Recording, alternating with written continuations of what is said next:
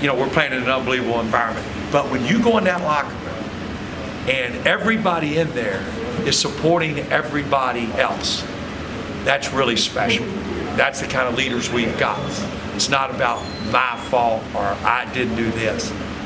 And I'll give you an example. We came out of a timeout with a defensive call, and one guy blew the call.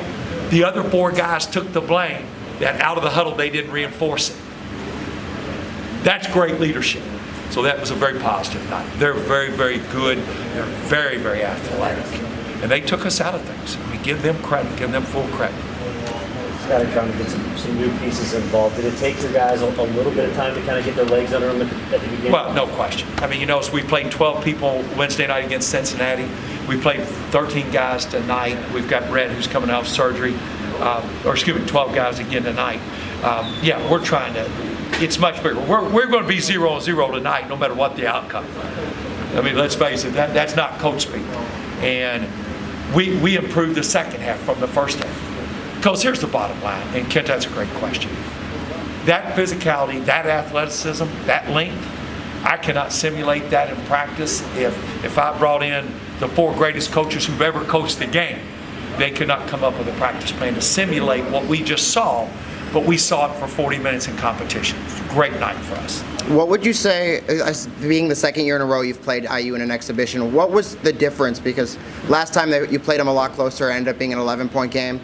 Do you think IU's a better team this year than they were last year? I'm a tremendous Yogi Ferrell fan, but that's a better passing basketball team. They're a better passing basketball team. They really are. I mean, that's kind of like the way we try to play all the time. Well, that's why people take pride in our program.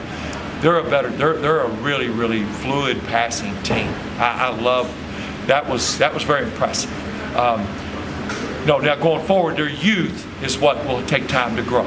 Everybody does in college basketball. Their schedule's very, very difficult. I mean, I've already looked ahead, but they really pass the ball well. And then with Jake Thielen coming back, because he's a graduate assistant with Indiana. That's the biggest difference between last year and this year, no question about it. What was they just? You think they were better game planning wise for you guys coming in with him? Jake doesn't know us. Nobody on earth does. I don't think that really, had anything to do with it. I mean, Jake's going to be a wonderful basketball coach, and he's learning from some of the best, without a doubt, in this staff here. So, I spoke with him last night, spoke with him again today, spoke through him all week.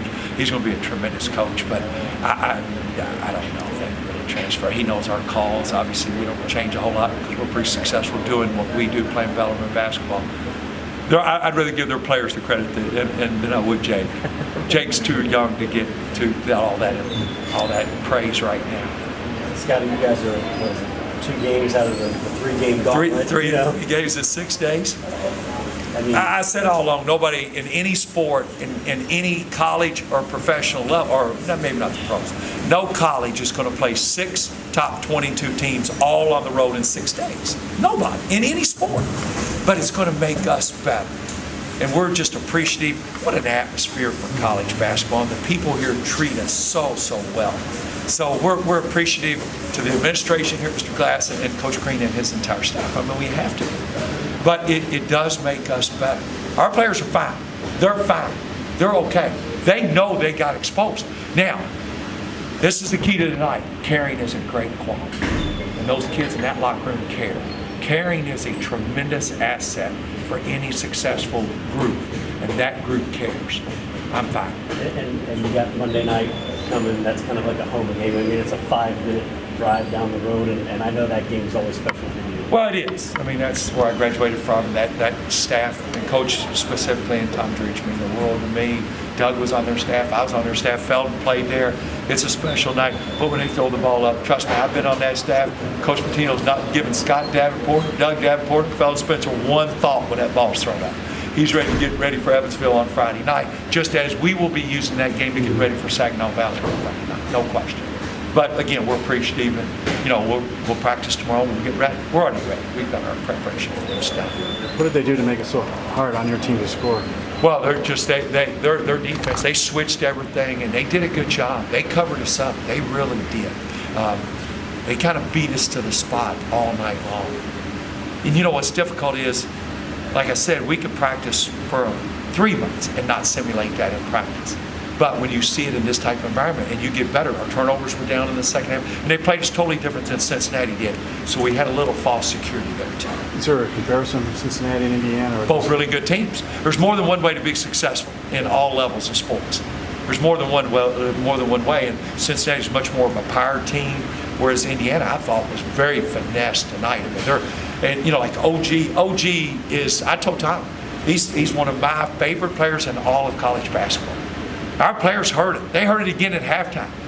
He is one of my favorite players in college basketball. I think he's a very, very special, and by all accounts, a very special young man. My hat's off to him. He had a monster game.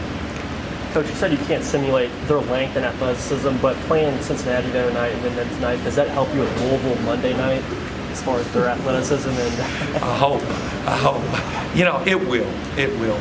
But again, Louisville's going to play a little frantic, a little more frantic even than Indiana.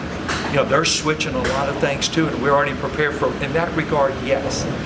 The problem you run into is that same shot you get against the Indianas and the Louisville is just not the same shot. You shoot it a hair quicker, you arch it a little bit more, or you shoot it 8 inches deeper and it doesn't go down. I mean, this has been one of the best shooting teams I've ever coached in practice. All our drills, all the measures, all the analytics we do in practice, phenomenal shooting team, but we don't shoot against the likes of Indiana, Cincinnati, and Louisville. In these games like this, is one of the things you look for is how well they adjust to adversity? Yes.